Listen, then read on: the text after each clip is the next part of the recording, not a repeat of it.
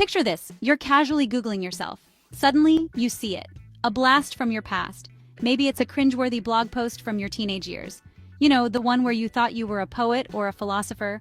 Or maybe it's a negative review that makes you question humanity. A review so harsh it feels like a personal attack. Whatever it is, it's out there. And it's making you sweat. Your heart races, and you start to wonder how many people have seen it. Here's the deal. The internet is like that friend with a photographic memory. It never forgets. Every embarrassing moment, every mistake, it's all there. But don't panic. We can work with this. There's always a way to manage your online presence. Think of it like this. We're not erasing the past. We're just asking the internet to misplace it a little. It's about pushing the old stuff down and bringing the good stuff up. Fixing your online reputation takes time. It takes patience. It's not an overnight fix, but it's definitely doable. But most importantly, it takes a plan. A well-thought-out strategy to clean up your digital footprint. And guess what? We've got one for you. A step-by-step guide to help you through this. So take a deep breath. Relax. You're not alone in this. We're going to tackle this together, one step at a time. With the right tools and support, you'll get through it. And trust me, by the end of this, you'll be back to Googling yourself with confidence. You'll see the positive changes, or at least with a little less anxiety. Because you'll know that the internet can forgive, just as much as it never forgets. First things first. Detective work. We need to put on our digital detective hats and dive deep into the online world. We need to find out where this negative content is hiding. It could be lurking in the shadows of the internet. Is it on social media, a review site, maybe even a forum or a comment section? A blog from 2005 that somehow still exists? You'd be surprised where this stuff can pop up. Knowing where the content lives helps us figure out how to handle it. It's like mapping out the battlefield before a big strategy game. Different platforms, different rules, you know the drill. Each one has its own set of guidelines and procedures. Let's say it's a social media post. Most platforms have ways to report content. It's a built-in feature designed to help users maintain a safe environment. Think hateful comments, inappropriate pictures, that kind of thing. Hit that report button. It's your first line of defense. That's what it's there for. Use it wisely and effectively. But be specific. You're talking to algorithms here, people. Give them the details. The more precise you are, the better. Explain why it's a problem.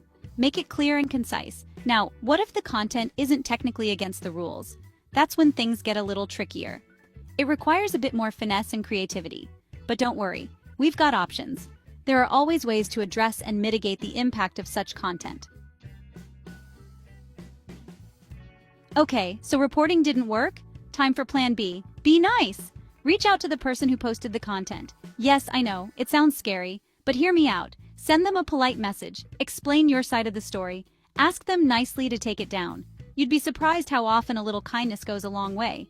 Remember, you catch more flies with honey than with vinegar. And by flies, I mean positive online reputation points.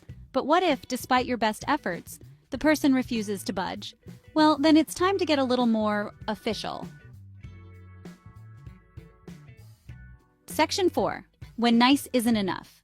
Legal options and reputation experts. Sometimes you gotta bring in the big guns. If the content is false, damaging, or straight up illegal, you might have legal options. This is where words like libel and defamation come in handy. I'm not a lawyer, but I know people. If you're dealing with serious online negativity, talk to an expert. They can help you navigate the legal stuff. And trust me, a little legal advice can go a long way. Remember, the internet is powerful, but so is the law. And sometimes you need the law on your side to set things right. Section 5. Out with the bad, in with the good, building your positive online presence.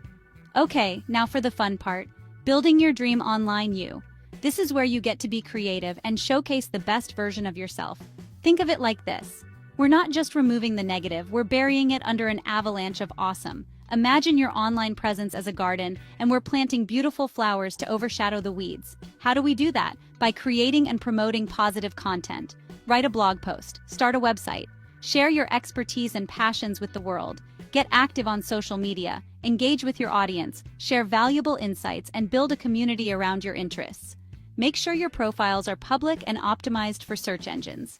This means using relevant keywords and keeping your information up to date. The more positive content you create, the more it pushes down the negative stuff in search results. It's all about consistency and quality. It's like magic, but with less smoke and mirrors and more hard work and dedication. Your efforts will pay off over time. Oh, and one last thing. Be wary of anyone who promises to make negative content disappear overnight. Quick fixes are often too good to be true. Real reputation repair takes time. It's a marathon, not a sprint, so plan for the long haul. So be patient, be persistent, and remember, you've got this. With dedication and a positive mindset, you'll build an online presence that truly reflects who you are. Call us at 877-356-7887 if you need help clearing your bad reputation. You can subscribe to our channel for more such content.